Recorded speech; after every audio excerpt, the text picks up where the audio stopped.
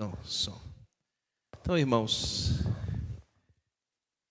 muito bom dia a todos os queridos membros da nossa primeira Igreja Batista Regular, CIA, e todos os congregados que aqui estão conosco, amados visitantes e todos que congregam sendo membros, e os que estão também acompanhando a transmissão aqui pelo canal no YouTube. Mais uma vez, essa manhã, o Senhor que nos congrega, Ele derrame sua virtude, seu poder, a sua paz, toda a exortação, e que Ele, com seu consolo também e suas ricas bênçãos, sobre cada um de nós, Ele derrame enquanto nós estamos nesse momento precioso para meditar a sua palavra, que é o nosso alimento, irmãos. O Espírito Santo, Ele possa mover em nosso meio, mais uma vez, assim quebrantando os nossos corações e nos conformando à imagem bendita do nosso Salvador. Isso tudo possa redundar ao seu nome glórias, enquanto bendizemos ao Pai, ao Filho e ao Espírito Santo. Nessa manhã, irmãos, nós iremos concluir o discurso de Estevão. Ou melhor dizendo, a gente tem chamado esse discurso de a pregação de Estevão. Até aqui ela já nos rendeu 8 mensagens. Essa é a 8ª mensagem desse discurso, ou essa pregação de Estevão. Ele fez essa pregação diante daquele sinédrio, mostrando que toda a história do seu povo sempre esteve comprometida com Cristo. Que o Messias prometido sempre foi apontado ou manifestado sempre na história do seu povo. E para isto, diante daqueles acusadores que os irmãos já bem sabem, aquelas falsas testemunhas, aqueles religiosos também, Estevão provou desde os patriarcas, Abraão, a sua peregrinação, a sua fé, homem que acolheu a promessa messiânica, contra toda e qualquer circunstância, mesmo sabendo que aquela geração que dele sairia, ficaria escrava por muitos anos em terra alheia. Então lhe nasceu Isaque, ele foi circuncidado ao 8º dia. Esta criança também apontava para supremas promessas, apontava para Cristo. Isaque gerou Jacó, Jacó veio se chamar Israel, ele foi o pai das 12 tribos que compõem a nação de Israel. Dentre esses filhos, um em especial, Estevão destacou que foi José, e nós vimos que na sua fala, no seu discurso, na sua pregação, ele mostrou que José apontava para Cristo como o supremo preservador de nossas almas. Jesus é o supremo preservador das nossas almas, enquanto José preservou a vida dos seus descendentes ali naquele período de fome lá no Egito. Estevão também mostrou, no exemplo de Moisés, a relação de Moisés e Cristo, desde o seu nascimento, a forma maravilhosa como o Senhor o tirou das águas, o período em que ele precisou fugir para o deserto de Midian, depois de ter assassinado um egípcio para tentar proteger um dos seus irmãos, pensando ele que era o momento de libertar os seus irmãos. E também depois o seu retorno para o Egito, depois de alguns anos, para libertar os seus irmãos daquela escravidão que já ultrapassava 400 anos.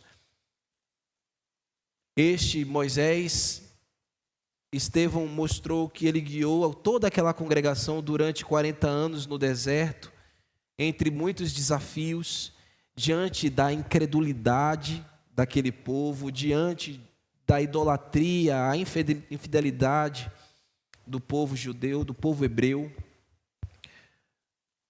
Moisés era o tipo do grande libertador, ou representava o grande libertador que haveria de vir, o grande profeta que ele mesmo havia dito que haveria de vir e que o seu povo deveria ouvi-lo. Esse grande profeta era o Senhor Jesus. Estevão também mostrou, nesse seu discurso e pregação, sobre o tabernáculo que foi entregue por Moisés, transportado por ele e toda a congregação no período do deserto, durante aqueles 40 anos, e depois também transportado por Josué e a sua geração na conquista de Canaã, no período dos juízes, e que aquela estrutura móvel, como vimos no sermão passado, comunicava que Deus estava presente no meio do seu povo.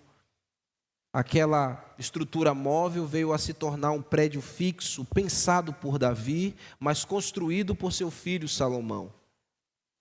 Todas aquelas estruturas, móvel ou fixa, e todos aqueles aparatos que existiam na tenda ou no templo, sempre apontavam para aquele que estava à frente do seu povo, no meio do seu povo e à frente do seu povo, e que queria, na verdade, e era sempre esse desejo, habitar no coração dos seus eleitos. Estevão veio construindo essa mensagem que eu aqui sintetizei e que eu preguei minuciosamente para os irmãos durante essas semanas, 7 semanas, claro que com algum intervalo, né, por alguma atividade, sempre com o intuito, eu sempre massifiquei isso, mostrar que Jesus que tudo isso representava no meio do seu povo. E ele veio fazendo isso com um tom muito amistoso. Eu iniciei essa abordagem mostrando que Estevão foi sempre muito amistoso, muito, assim, ele o cuidou muito das palavras, ele respeitou muito aqueles homens, embora fossem os seus algozes. Só que agora esse tom vai mudar.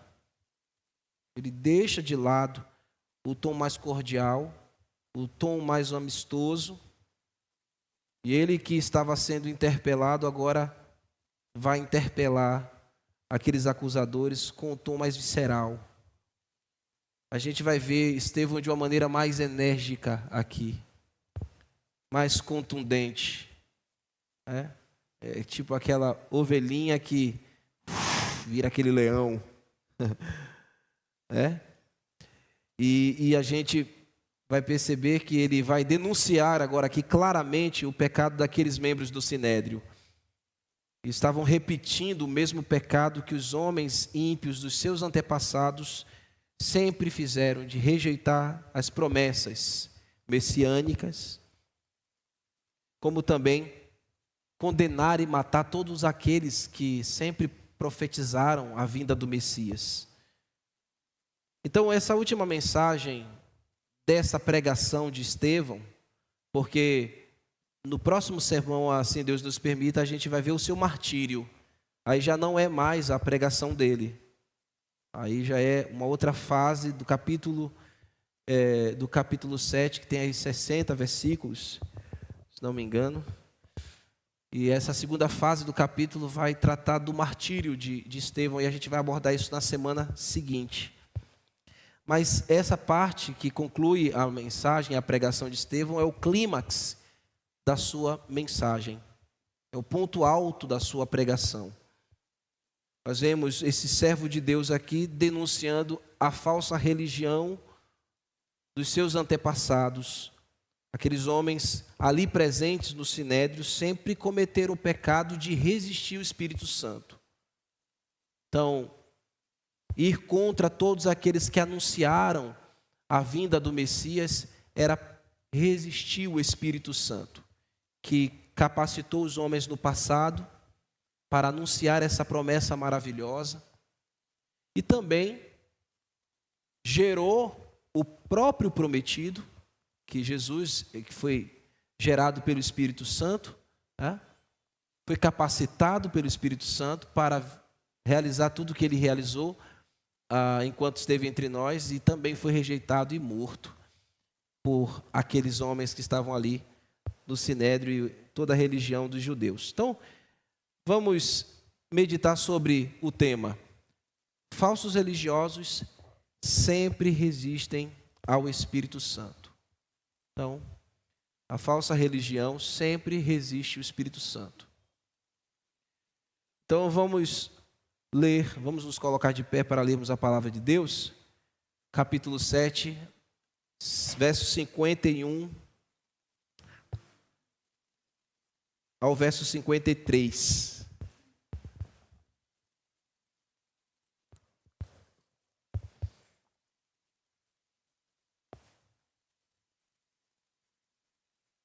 Diz assim a palavra de Deus: homens de dura cerviz, incircunciso de coração e de ouvidos, vós sempre resistis ao Espírito Santo, assim como fizeram vossos pais, também vós o fazeis. Qual dos profetas vossos pais não perseguiram? Eles mataram os que anteriormente anunciavam a vinda do justo, do qual vós agora vos tornastes traidores e assassinos. Vós que recebestes a lei por intermédio de anjos e não aguardastes. Oramos, Senhor, sobre a Tua palavra, com todo o temor, e rogamos ao Senhor que fale conosco nesta hora, nos trazendo, Senhor, toda a reverência à Tua palavra, nos livrando de toda forma falsa de religião e acolhendo esse confronto, Senhor, do Teu servo Estevão, como a Tua palavra viva para nós essa manhã. Tanto os que aqui estão presentes, como os que estão acompanhando a transmissão. Rogamos que a ação do Teu Espírito possa nos libertar, nos curar, nos sarar e nos restaurar esta manhã, para o louvor da glória do nome de Cristo. E eu peço que o Senhor me dê clareza, para que eu possa expor a Tua palavra com toda a luz necessária que os irmãos precisam para entendê-la. Eu oro no nome santo de Jesus. Amém. Podeis sentar, irmãos. Então, logo no início do verso, essa primeira sentença que vemos já demonstra essa mudança de tom, de abordagem que Estevão vem fazendo. Ele deixa de lado o tom amistoso, como eu havia dito, e ele olha agora nos olhos desses homens, dos seus acusadores, aquelas falsas testemunhas, reunidos ali naquele lugar, naquele ambiente religioso, e cheio do Espírito Santo, com toda intrepidez e coragem, ele vai desnudar a real natureza de cada um deles, que estava camuflada em toda uma indumentária religiosa diante dos seus próprios olhos, quando ele está categoricamente dizendo, denunciando: homens de dura cerviz e incircuncisos de coração e de ouvidos. Essas palavras de Estevão caíram como uma bomba no meio do sinédrio, pulverizando aquele falso ou os falsos intentos, revestidos, travestidos, com uma falsa piedade,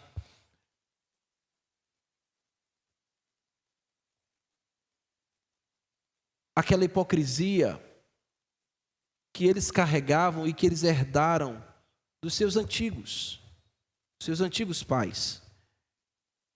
E qual era a realidade deles, irmãos? Estevão deixou claro aqui para nós. Primeiro, são homens de quê? Dura cerviz. O que significa essa expressão, homens de dura cerviz? Diz respeito a pessoas que são obstinadas. Aqui é um substantivo grego que traduz a seguinte ideia: pessoas teimosas, pessoas rígidas, inflexíveis. Literalmente seriam pessoas de pescoço endurecido. Assim, literalmente a tradução da palavra no grego para o nosso português, na literalidade seria isso. Homem de pescoço endurecido, pessoa que não se curva, vive endurecido, não se dobra para Deus.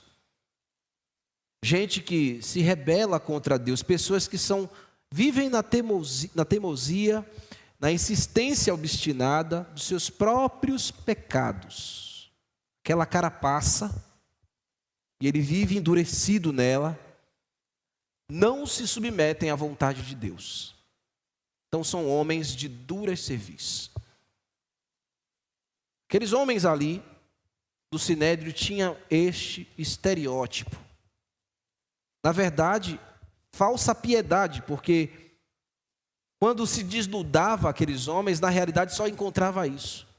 Pessoas arrogantes, hipócritas e religiosas à moda da casa, se rebelando sempre contra a vontade de Deus, porque eles só queriam que a sua vontade fosse atendida. Então essas palavras de Estevão aqui, homens de duras cerviz, está reverberando o que Deus sempre apontou ao seu povo. Deus sempre falou essas palavras que Estevão está falando aqui ao seu povo. Vá comigo em Êxodo, capítulo 32, verso 9.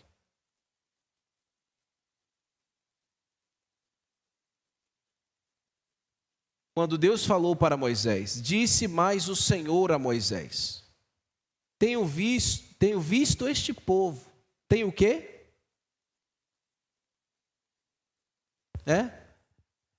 E eis que é o que? O povo de quê?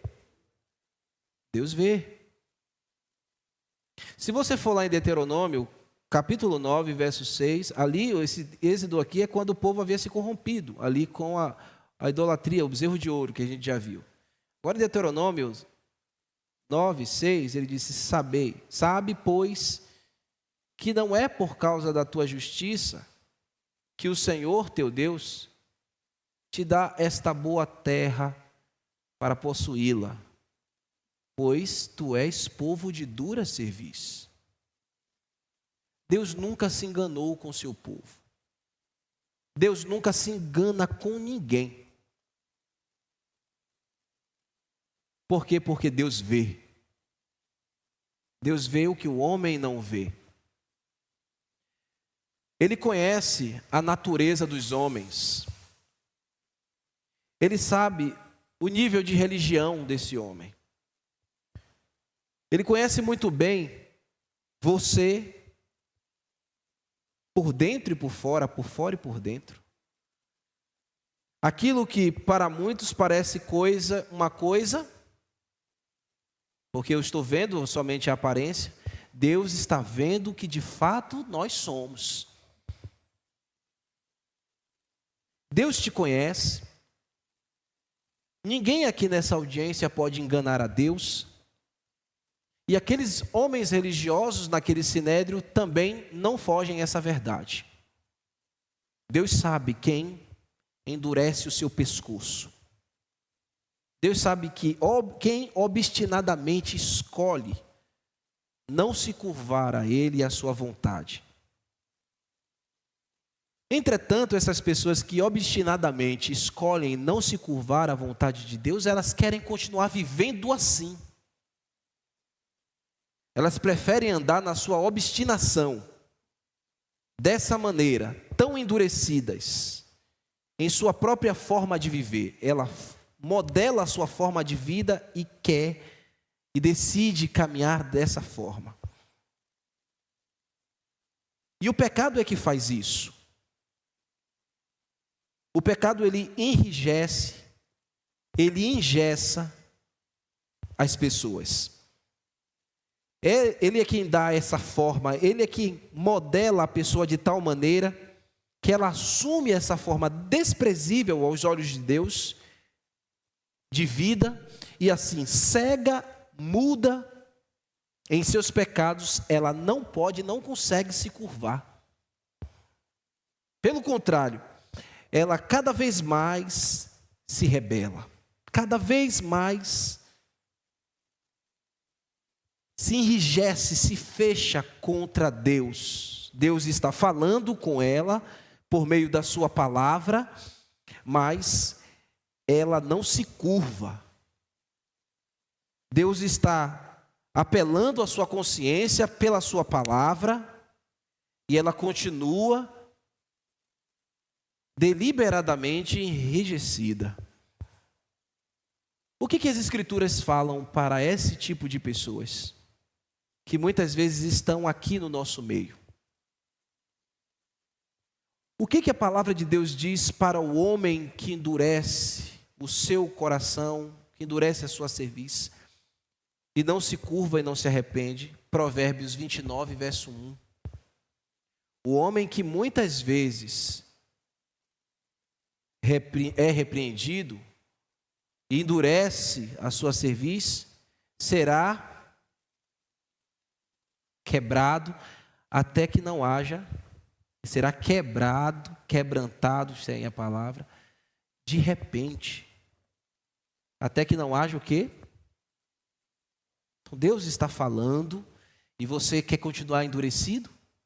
Você quer continuar com o seu pescoço enrijecido? Quer se curvar, se dobrar? Porque o homem de dura cerviz, ele não se prostra não, irmãos. Para ele é uma humilhação reconhecer que ele é pecador. É uma humilhação assim de dizer assim, está me deprimindo. A humilhação para a gente confessar os nossos pecados é outra coisa. É graça. Para o arrogante, para o homem de dura cerviz, não. Toca no seu ego, na sua vaidade. Então ele quer continuar assim. Ele quer continuar vivendo assim. Uma hora, sem que ele perceba, ele será partido ao meio. Será quebrado. Não haverá cura. Isso aqui é: Deus destrói o rebelde. Deus, ele pune, irmãos, quem não se arrepende.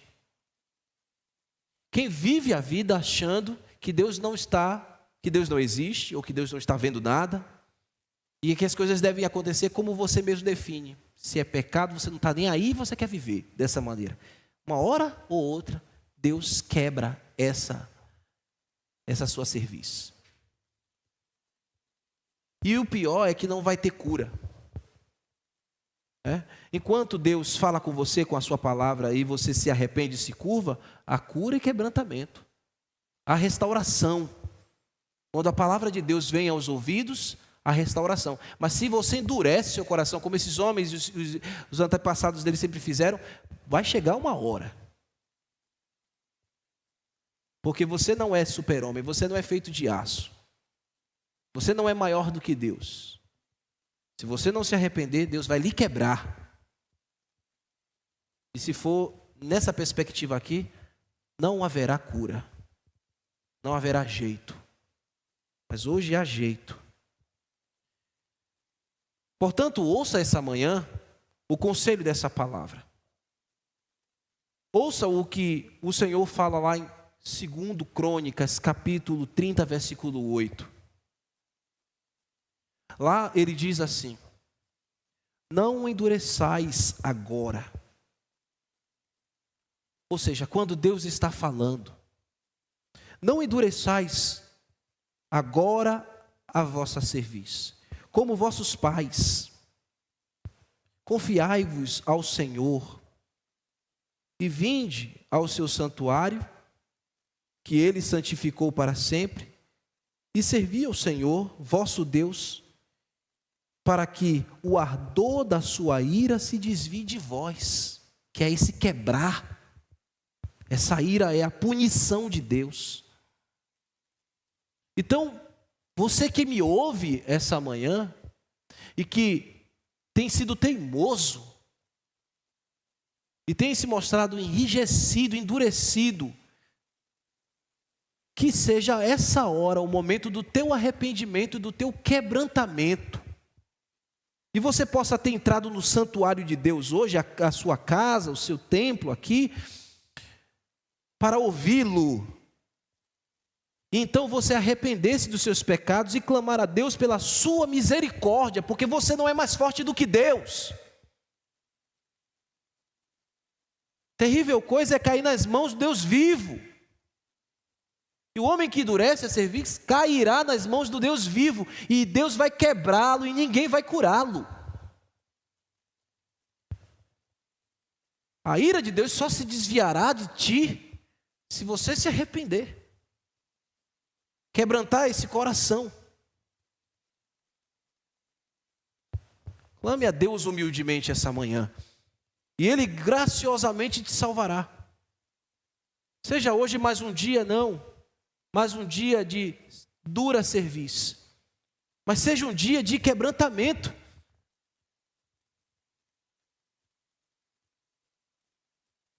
Dê ouvidos ao que o Senhor está falando a ti. A segunda coisa que Estevão fala é que aqueles homens eram incircuncisos de coração e de ouvidos. Diz respeito à triste realidade de homens que não eram aliançados com Deus. Então aqueles homens não tinham seus corações e nem os seus ouvidos consagrados a Deus. Eles poderiam ter até a marca na carne, porque todos ali eram judeus e eram circuncidados. Eles tinham até aquilo, a marca, a cirurgia do prepúcio. Mas o seu coração não era verdadeiro. Não houve verdadeira mudança, verdadeira transformação. Eram homens que não possuíam aliança com Deus.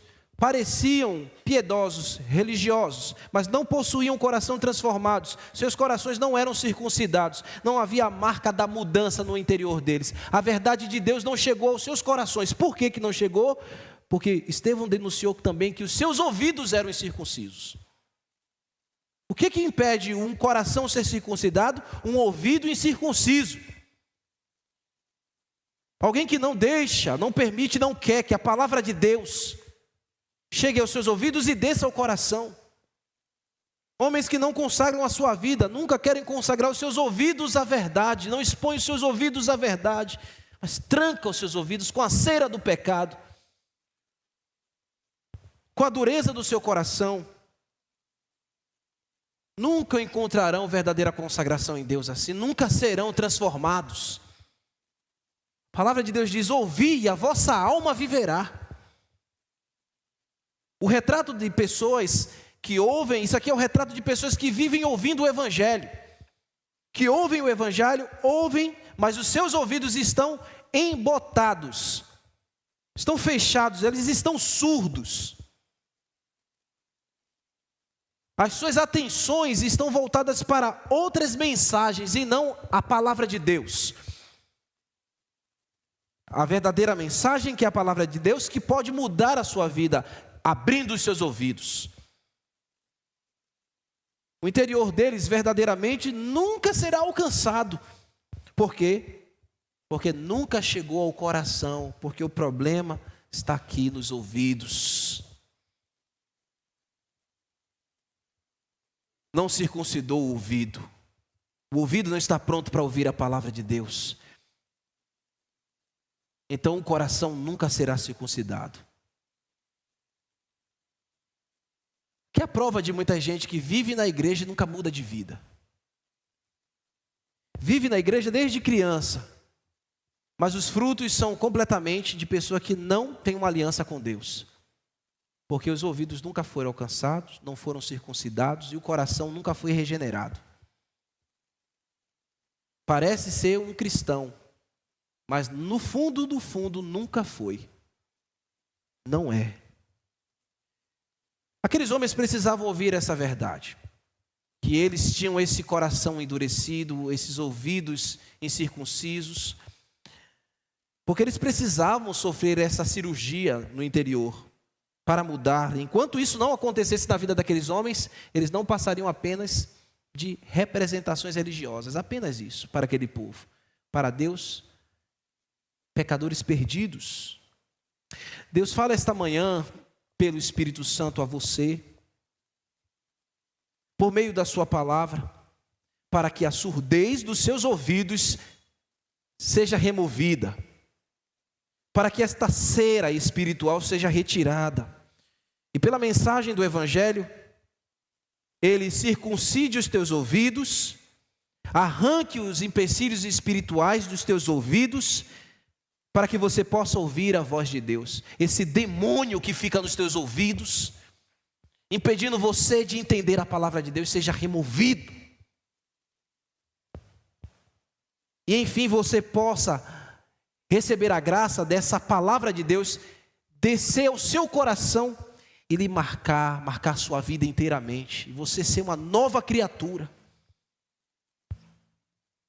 Qual era a consequência da obstinação desses homens? Qual era a consequência do ouvido não circuncidado e do coração não circuncidado? É o que Estevão está falando e denunciando aqui na continuidade do verso 51. Vós sempre resistis ao Espírito Santo, assim como fizeram os vossos pais, também vós o fazeis.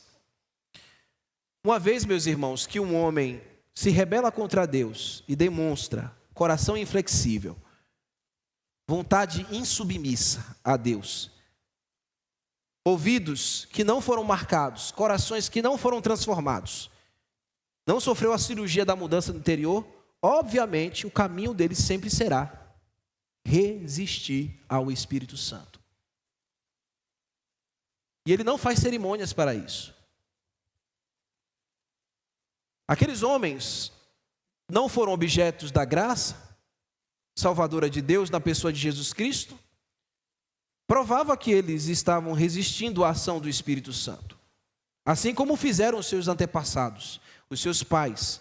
Sempre resistiram à mensagem do Espírito Santo promulgada, anunciada na instrumentalidade dos santos profetas do passado. Eles resistiram ao Espírito Santo, negando a mensagem dos profetas.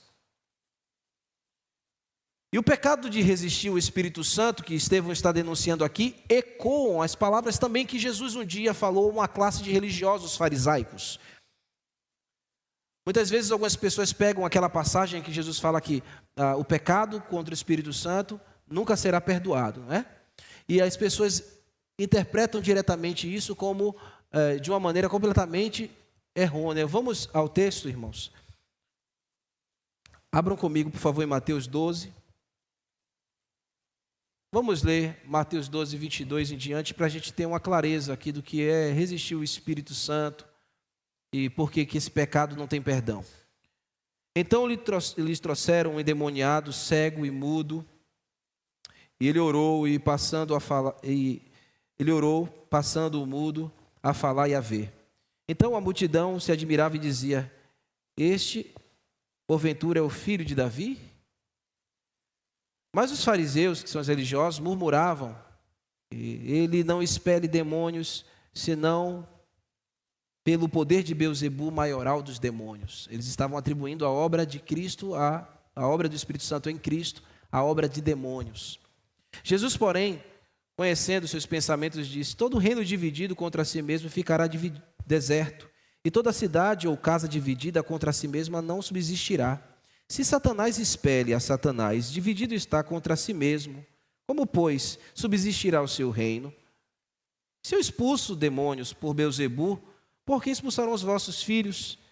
Por isso, eles mesmos serão os vossos juízes. Se, porém, eu expulso demônios pelo Espírito de Deus, certamente é chegado o reino de Deus sobre vós. Como pode alguém entrar na casa do valente e roubar-lhes os bens, sem primeiro amarrá-lo? Então lhe saqueará a casa. Quem não é contra mim, e quem comigo não ajunta, espalha. Por isso vos declaro: todo pecado de blasfêmia não será perdoado aos homens, mas serão perdoados aos homens. Mas a blasfêmia contra o Espírito Santo não será perdoada. Se alguém proferir alguma palavra contra o Filho do Homem, se lhes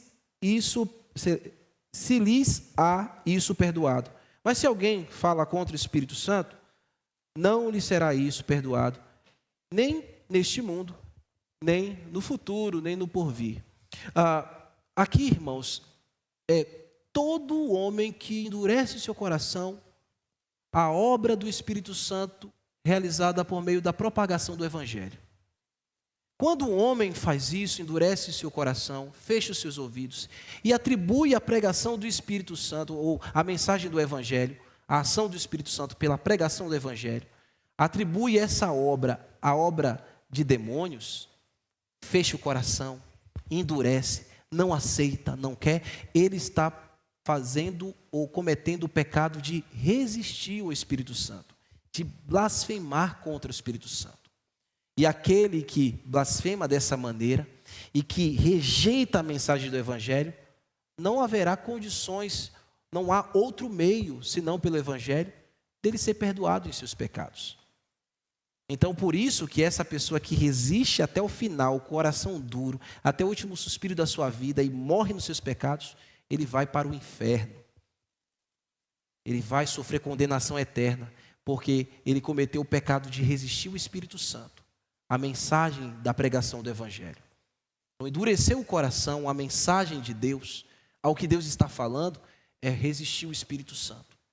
É cometer o pecado da blasfêmia contra o Espírito Santo. E esse pecado não é perdoado nesse sentido. Que o tal homem vai até o final da vida, ele morre nesse pecado, ele não se dobra, ele não aceita, ele não quer, ele expurga a verdade de Deus, então ele vai pagar no inferno os seus pecados para a eternidade. E não vai sair de lá nunca. Estevão está aqui dizendo que esses homens estavam fazendo isso, irmãos. Resistindo como aqueles seus pais, o pecado do Espírito Santo. Cuidado para você que está aqui essa manhã, não cometa também esse pecado. Cuidado para que você não se comporte como esses falsos religiosos, como esses ímpios dos antepassados dos judeus, que sempre resistiram à ação do Espírito Santo. A mensagem está sendo anunciada, e como o seu coração está tratando isso? Como tem chegado aos seus ouvidos? Nessa manhã o Espírito Santo está confrontando nossos corações e nos chamando ao arrependimento. Isso é claro aqui. E eu espero que você entenda a clareza dessa mensagem, para que você não endureça seu coração e nem tampe os seus ouvidos, mas antes se quebrante e deixe de resistir de uma vez por todas a mensagem do Espírito Santo e venha a Ele quebrantado. E o Espírito Santo, por meio da sua graça, lhe mostrará a cruz de Cristo. Lhe mostrará o Redentor, que morreu pelos seus pecados, que derramou o seu sangue para lhe remir de toda acusação. Que essa manhã você fique claro e certo disso, e minha oração é que você não endureça o seu coração e nem endureça os seus ouvidos.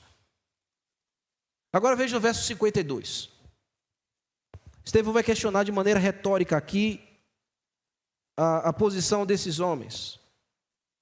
Qual dos profetas vossos pais não perseguiram? A resposta retórica está clara. Todos foram perseguidos. Todos que pregaram sobre Cristo, todos que falaram sobre o Messias foram perseguidos. A palavra aqui, irmãos, grega, ela comunica a ideia de uma ação constante de hostilidade. Todos que pregavam essa mensagem, todos que denunciavam os pecados daqueles homens, eram hostilizados, maltratados, viviam em um ambiente de animosidade diante daquelas pessoas. Todos os profetas que pregavam e anunciavam a vinda de Jesus Cristo padeceram perseguições. Isso não foi diferente nos dias de Jesus, não foi diferente com o próprio Cristo, não está sendo diferente aqui com o próprio Estevão. E não somente isso, o que eles também faziam? Eles mataram aqueles que anteriormente anunciavam a vinda do justo. Não somente hostilizavam, debochavam, mas eles matavam os profetas. Não era somente um ambiente hostil, eles tiravam a vida deles, a vida daqueles que anunciavam a iminência do justo. Quem é o justo aqui nesse texto? O justo aqui é o Messias, que nós sabemos que é o Senhor Jesus Cristo. Enquanto era anunciada a sua vinda, aqueles homens pregavam a vinda do Senhor, eles ganhavam era a perseguição, eles ganhavam dos seus irmãos, era a morte. E Estevão diz mais: do qual vós agora vos torneis traidores e assassinos. Então, Estevão está conectando a mesma ação dos seus pais, dos homens impiedosos do passado, ao que esses homens aqui no presente, no Sinédrio naquela época, estavam fazendo. Eles traíram e assassinaram aquele que era o justo. A palavra justo, eu disse a você que comunica a ideia do Messias, mas também comunica a ideia do inocente, que é o próprio Senhor Jesus. Então, ele está dizendo: vocês traíram aquele que era o inocente. Ele foi inocentemente traído por vocês. Vocês mataram injustamente aquele que é o justo. Ele foi injustamente morto. Vocês assassinaram, tiraram a vida daquele que não tinha culpa nenhuma. Na verdade, ele levou sobre ele os nossos pecados. Então, aqueles inocentes, aqueles homens pecadores, não eram inocentes de nada do que havia acontecido. Eles eram tão culpados quanto os seus pais no passado.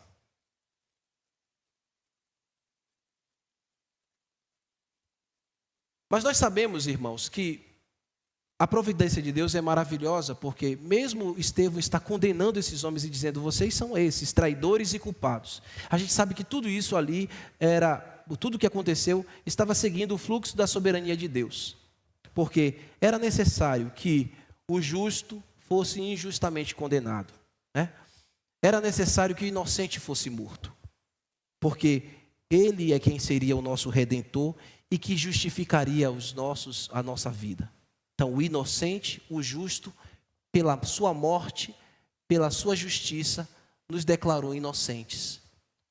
Então, era necessário que ele padecesse, era necessário que ele morresse, era necessário que ele suportasse tudo isso, a traição, o assassinato, para que nós fôssemos declarados justos nos seus méritos. É o que também nós temos visto e estudado isso sempre aos domingos à noite. Agora vejam comigo o verso 53. No verso 53, ainda aqui Estevão mostrando a responsabilidade desses homens. Vós que recebestes por meio do ministério de anjos, vós que recebestes a lei por ministério de anjos e não aguardastes. Então, o que Estevão está dizendo aqui? Que esses homens que se julgavam tão conservadores, portadores da justiça, por observarem a lei, por causa da sua religião, ele estava dizendo: olha, vocês receberam a lei por intermédio, pelo ministério de anjos, mas vocês não praticaram ela. A gente não sabe, irmãos, ao certo, o que significa de fato essa expressão aqui, receber a lei por ministério de anjos. O máximo que a gente pode chegar é a realidade de que quando Deus estava entregando a lei a Moisés, os seus mandamentos, a conduta com que o homem deveria ter, o homem para com Deus, é aquela conduta vertical, né? A conduta que o homem tem que ter com Deus, o homem para com o homem, aquela conduta horizontal, os 10 mandamentos. Quando Deus estava entregando a sua lei a Moisés, anjos estavam presentes ali. A gente não sabe o porquê, a gente não sabe direito o que estavam fazendo, mas eles estavam presentes naquele ambiente de muito temor, de muita reverência. A gente vê isso, essa verdade que Estevão está falando lá em Deuteronômio, a gente vê em Gálatas, a gente vê isso aqui mesmo, Estevão falando em Atos, a gente vê isso, essa ideia também presente lá em Hebreus, essa ideia de anjos presentes enquanto a lei estava sendo entregue. Então, o máximo que a gente pode chegar é nisso. Mas o ponto aqui, meus irmãos, é que eles receberam o como eles deveriam viver e não praticavam. Eles não praticavam nada em relação a Deus, verdadeiramente, e em relação aos homens também, eles não praticavam verdadeiramente. E dentro lá daquilo que era horizontal, tinha lá a ordem de não o quê? Não matar, não é? Não matarás. O mandamento lá diz, não matarás. Mas eles se tornaram assassinos, eles mataram os seus profetas, eles mataram o Messias. Eles não cumpriram a palavra de Deus. Então, Estevão está dizendo: vocês que deveriam guardar, praticar a lei, não matar os profetas, nem tirar a vida do Messias prometido, vocês fizeram tudo o contrário do que a lei sempre orientou e observou. Mandou vocês observarem. Vocês mataram Jesus Cristo. Aquilo ali era a exposição clara do moralismo, do legalismo daqueles homens. De uma falsa religião que levam as pessoas a resistirem ao Espírito Santo e que condena essas pessoas pelas suas próprias práticas. A lei que elas não podem cumprir. Eles não podem ser bem-aventurados pelo cumprimento delas, porque eles não conseguem fazê-lo. Então, eles não podem meditar, eles não conseguem meditar nessa justiça nem de dia e nem de noite. Que esta manhã o seu caminho seja diferente. Que a resolução que você tenha hoje, nesta manhã, ouvindo estas palavras, seja de se curvar, seja de entender a soberania do Espírito Santo na sua palavra, que lhe conduz à graça de Cristo e que lhe apresenta essa salvação por meio do cumprimento somente da sua vontade, a vontade de Deus, não a sua vontade. Para que Ele remova os intentos estranhos do seu coração e, enfim, você, em virtude do arrependimento, reconhecimento dos seus pecados, se humilhe diante do Senhor e receba a sua graça salvadora e se torne um filho de Deus. Que o Senhor venha aplicar a verdadeira circuncisão nos seus ouvidos, no seu coração, e o nome de Jesus Cristo passe a ser todo o motivo da sua vida, você possa desejar viver por Ele, você possa desejar seguir os passos dEle, e não trair a sua vontade, não assassinar os seus intentos santos em você mesmo. Que o seu caminho seja diferente do caminho daqueles homens que apenas aparentavam ser uma coisa, por simplesmente ser religiosos. Que o seu caminho seja hoje um caminho humilde, de se curvar. Um caminho em que os ouvidos se abrem para Deus. E a porta maravilhosa da graça de Deus também se abre e se estende. Por onde você pode passar, por onde Cristo Jesus lhe convida e lhe dá nova vida. Que corações essa manhã sejam circuncidados e que ouvidos essa manhã também sejam circuncidados. E que a dureza, a carapaça seja removida. E que do menor ao maior o Espírito Santo faça a obra. E que o pecado da resistência, de resistir ao Espírito Santo, perca o seu lugar em sua vida essa manhã.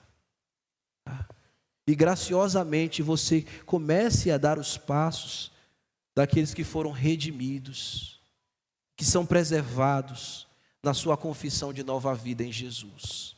Que o Senhor aplique a sua palavra em nossos corações essa manhã. Vamos orar.